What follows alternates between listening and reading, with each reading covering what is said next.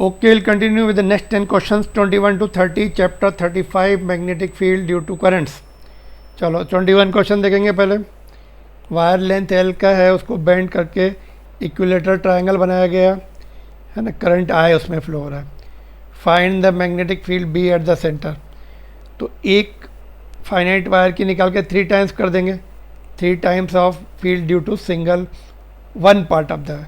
तो ये वाला फार्मूला लगेगा mu naught I by 4 pi R sine theta 1 plus sine theta 2. ये एंगल देखो ये 30 है तो ये 60 आ जाएगा. तो theta will be taken 60, sine 60 will be √3/2. ठीक है. तो यहाँ पे वैल्यू पुट कर दी ये ऐसा. एल ये परपेंडिकुलर डिस्टेंस हमने निकाली Y, that is L upon 6√3. तो यहाँ पे एल 6√3 ऊपर चला जाएगा. आई आर की वैल्यू पुट की. आई एज इट इज़ ये टर्म एज इट इज. और ये 2 टाइम्स ऑफ साइन 60. साइन 60 कितना होगा √3/2 है ना. ये √3/2 हो जाएगा. ऑलराइट. तो इसको सिंप्लीफाई करेंगे तो ये आ जाएगा. नाउ अभी इसको स्क्वायर शेप में बेंड किया है ना. स्क्वायर शेप में बेंड करेंगे तो ईच साइड L/4 हो जाएगी और ये आधी डिस्टेंस जो है L/8 हो जाएगी. ये जो R की जगह पुट करने वाले. तो 4 times of field due to each part. तो 4 mu naught upon 4 pi I upon R. R will be L/8 ये इंटू 2 कॉस 2 साइन 45. साइन 45 1/√2 होता है. तो इसको सिंप्लीफाई करेंगे 8 2 2 mu naught I by pi L आ जाएगा. ऑलराइट. नेक्स्ट क्वेश्चन पे चलते हैं. Long wire carrying current I is bent to form a plane angle alpha. Find the magnetic field B at the point on the bisector of this angle at a distance x from the vertex. ये distance x दिया है तो ये distance निकाल सकते हैं ना. Perpendicular distance चाहिए ये वाला. तो ये डिस्टेंस कितना आएगा. It will be x cos. Okay. तो यहाँ से देखते हैं 1 बाय 1. दोनों की ऐड करनी है. एक तरफ से ओके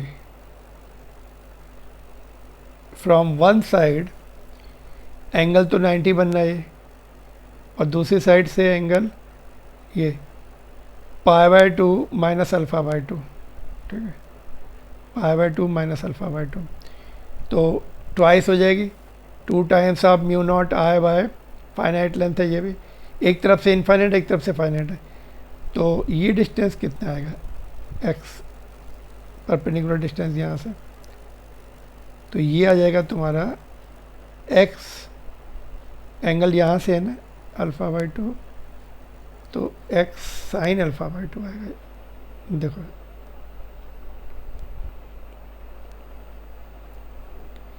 साइन α/2. और ये एंगल कितने होंगे इधर वाले 90 माइनस α/2. और इधर वाला एंगल जो है इनफाइनाइट पे जा रहा है तो π/2 हो जाएगा. तो sine theta 1 π/2 sine theta 2 π/2 minus α/2. तो ये कॉस में कन्वर्ट हो जाएगा. ये 1 हो जाएगा और नीचे साइन है जेड. ठीक है. तो नाउ कॉस α/2 का फार्मूला लगा सकते हैं 2 cos स्क्वायर α/4 माइनस 1. तो ये कैंसिल हो जाएगा और नीचे साइन 2 थीटा वाला फार्मूला लगाएंगे. 2 साइन α/4 हो जाएगा. ये भी α/4 हो जाएगा और ये कैंसिल हो जाएगा. एक cos α/4 कैंसिल हो जाएगा तो cot α/4 बचेगा. ठीक है. तो that is how it goes. बाकी टर्म्स कलेक्ट कर लो. ये 2 इसके साथ कैंसिल हो जाएगा. ऑलराइट.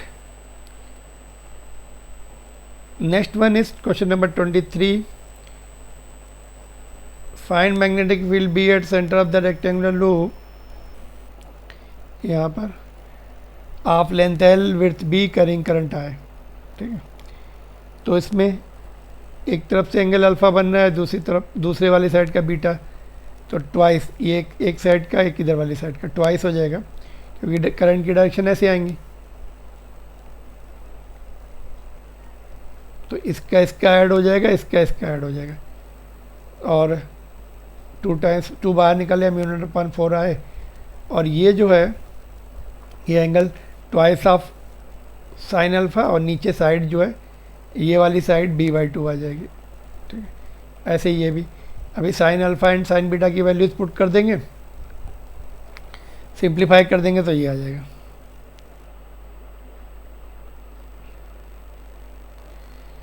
ऑलराइट, 24 पे चलते हैं।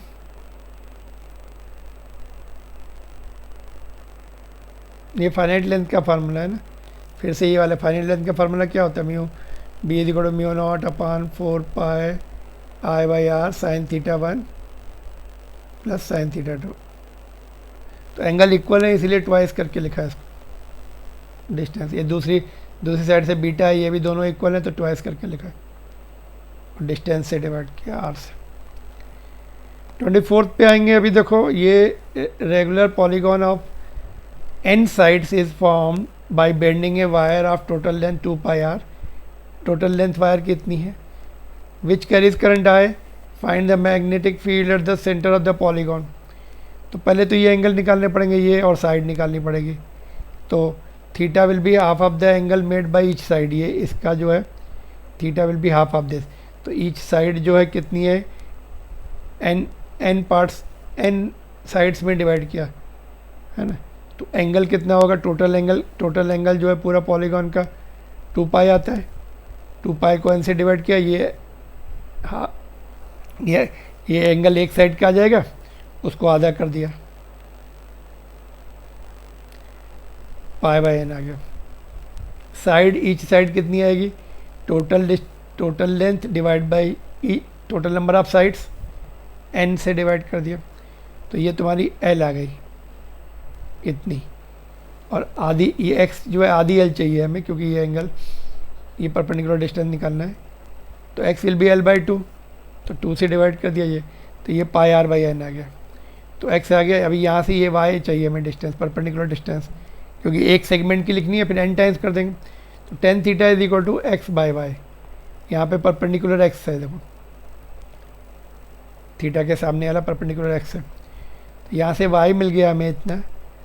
तो अभी हम फाइनाइट लेंथ का फार्मूला लिख के टोटल n से मल्टीप्लाई कर देंगे, n into field due to finite length, μ0/4 pi I/y और 2 साइन थीटा हो जाएगा। एंगल इक्वल होंगे दोनों तरफ से, इधर से भी थीटा इधर से भी थीटा। तो y की वैल्यू पुट कर दी हमने, साइन थीटा की वैल्यू पुट कर दी, तो ये आ जाएगा। This is the answer of part A. फिर बोला है कि n इनफाइनाइट कर दो, n इनफाइनाइट मतलब सर्कल जैसा बनने लगेगा वो। तो इसको हमने n² को नीचे लेके गए, π² को π/n 2 बार लिख दिया इधर, π² हो गया। इसको ब्रेक करके लिखा π/n। तो when n is tending towards infinity, π/n will be tending towards 0। तो sine x/x limit of x tending to 0 is 1। ऐसे 10 का भी मैथमेटिकल ये लिमिट्स का पार्ट है ना। ये देखो यहाँ पर ऐसे it is like this, limit of x tending to 0 sine x/x will be 1। और 10 का भी ऐसा होगा, tan x/x विल बी 1। तो वो फार्मूला लगा ट्रिग्नोमेट्रिक अपना कैलकुलस का फार्मूला, तो उससे ये भी 1 हो गया, ये भी 1 होगा, तो यही बचा। तो ये किसकी फील्ड है, सर्कल की फील्ड है, सर्कल के सेंटर की फील्ड है।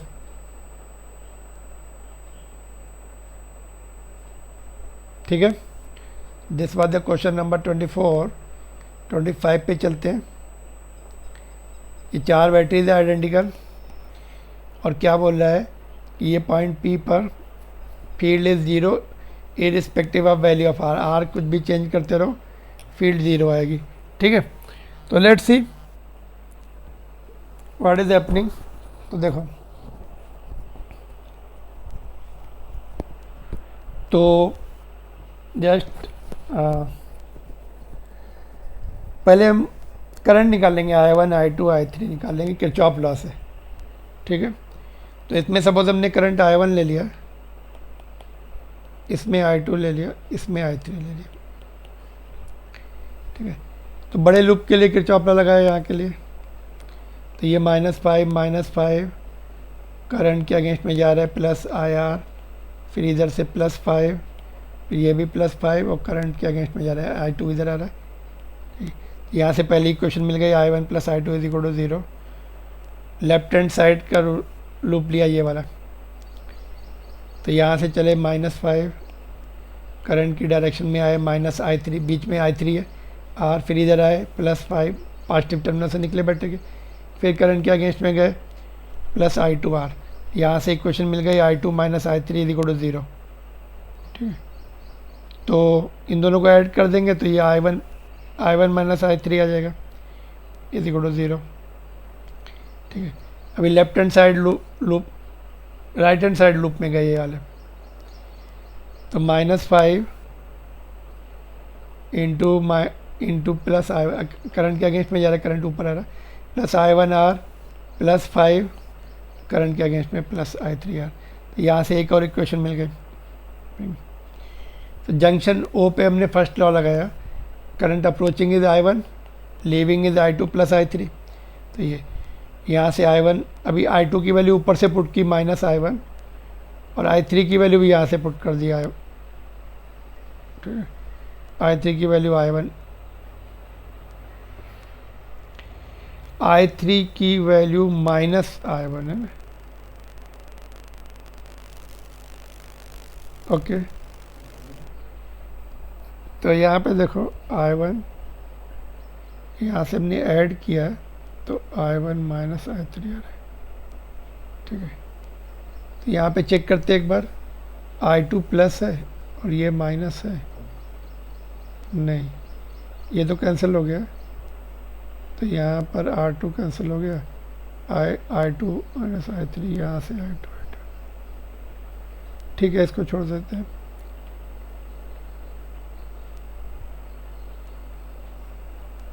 ये 1 इक्वेशन है, ये 2 है, और उसको ऐड नहीं कर रहे हम लोग, I1 + I2, I1 + I2, I1 - I3।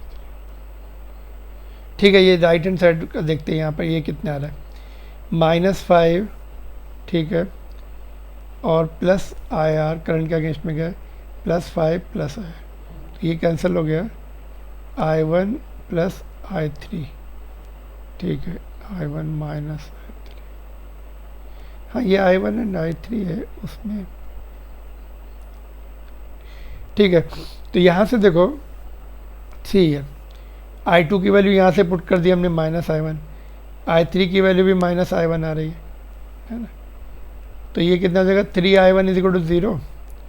तो I1 will be equal to 0, I1 0 हो गया तो I2 भी 0 आ जाएगा, I3 भी 0 आ जाएगा, है ना। यहाँ से इन इक्वेशन से सारे करंट 0 है, तो रेजिस्टेंस पे डिपेंड ही नहीं कर रहे, रेजिस्टेंस का इसमें कोई आया ही नहीं रोल, है ना। हमने रेजिस्टेंस R ही लिया है, कोई भी वैल्यू हो, तो पॉइंट P पर फील्ड 0 होगी फिर।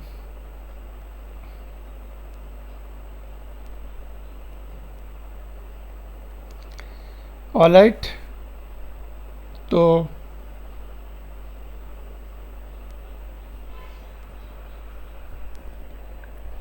नेक्स्ट क्वेश्चन पे चलते हैं। Straight long wire carries current 20 ampere, another wire carrying equal current is placed parallel to it. If the force acting on the length 10 cm of second wire is this much, what is the separation? तो ये formula standard formula दो wires के बीच का force का formula μ0/4π2I1I2/d into length of the part of the wire. तो ये सब value put कर दी तो d की वैल्यू 40 सेंटीमीटर आ जाएगी। 27 पे आते हैं, 3 वायर्स पैरेलल दी हुई है, each carrying current this much 10 ampere each, है ना, along the same direction are placed with the separation 5 each. ठीक है, find the magnitude of magnetic force per unit length acting on the wires.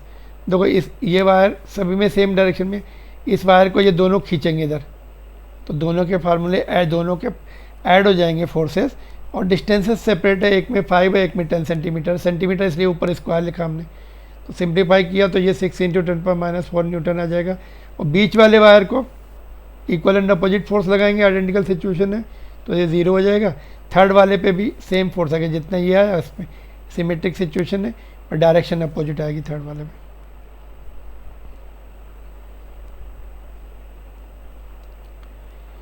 इसमें देखते हैं ये दिए 2 parallel wire separated by the distance of 10 centimetre, carry current 10 and 40, एक में 10 है एक में 40 है, along the same direction where should the third current be placed so that it experiences the magnetic force 0। यहाँ पे देखो, यहाँ पे सपोज हमने इधर से x पुट की तो इधर से 0.1 minus x, because total distance 10 है, 0.1 मीटर है तो बाकी माइनस करना पड़ेगा इधर। तो इन दोनों का फार्मूला लिखा अभी, एक ये F1 से खींच रहा है, ये F2 से खींच रहा है ना। तो F1 is equal to F2 आ जाएगा, F1 minus F2 is equal to 0 आ जाएगा। तो F1 is equal to F2 तो किस पे म्यू नॉट अपन 4 पाए वगैरह जो है कैंसिल हो जाएंगे। करंट का इसका 10 बचेगा, इसमें आए है वो भी कैंसिल हो जाएगा, इसका 10 बचेगा, इसका 40 बचेगा, डिस्टेंस इसका ये बचेगा। क्रॉस मल्टीप्लाई करके सॉल्व कर लेंगे, x डैश विल बी 2 और इधर से डिस्टेंस 8 आ जाएगा, एक तरफ से 2 दूसरी तरफ से 8। इन दोनों के बीच में I1 I2 आएगा तो I1 इंटू I डैश आएगा, I डैश तो इसका करंट रहेगा तो वो कैंसिल हो जाएगा, इसका एक करंट बचेगा, इधर वाले में इसका बचेगा और डिस्टेंसेस जो है अनइक्वल है तो वो निकालनी थी डिस्टेंसेस। ये क्वेश्चन देखते हैं 29। Figure shows the part of the electric circuit, the wires AB, CD and EF are long and have identical distances. The separation between the neighboring wires is 1 centimeter. The wires, ये वाली जो wires हैं AE and BF have the negligible resistance and ammeter reads 30 ampere, ये 30 है तो identical नहीं है, सभी में 10-10 जाएगा। Calculate the magnetic force per unit length of AB and CD। तो ये सेम डायरेक्शन में ये दोनों ऊपर वाली को दोनों नीचे खींचेंगी, ऐड हो जाएंगे, ये फार्मूला लगा देंगे म्यू नॉट अपन 4/2 I1 I2 upon 1/R1 plus 1/R2 centimetre में, इसलिए 10 स्क्वायर ऊपर लिखा। सिंप्लीफाई किया तो ये आ जाएगा डाउनवर्ड डायरेक्शन में और इसमें ये ऊपर खींचेगा ये नीचे खींचेगा, आइडेंटिकल सिचुएशन है तो नेट फोर्स 0 हो जाएगा इसमें। 29 पर 30 में देखो,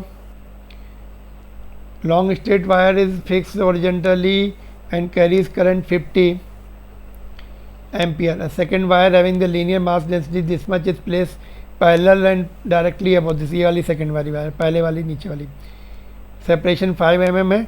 what current should this second wire carry such that magnetic repulsion is balanced by the weight। ये mg, इसमें अपोजिट डायरेक्शन में करंट ले तो मैग्नेटिक फील्ड उसके ऊपर लगेगा मैग्नेटिक फोर्स, तो दोनों इक्वल एंड अपोजिट हो जाएंगे, नेट फोर्स 0 हो जाएगा, बैलेंस हो जाएगा उसका वेट। तो ये वाले magnetic force mu naught upon 4/2 I1 I2 into L/d and ये mg के बराबर। तो इसमें क्या M/L निकालना है ना, नहीं M/L भी दिया हुआ है, मास पर यूनिट लेंथ, करंट निकालना है इसमें I2। तो I2 के लिए सॉल्व कर लेंगे 0.5 ampere in opposite direction. Thank you, will continue with the next question in further lecture.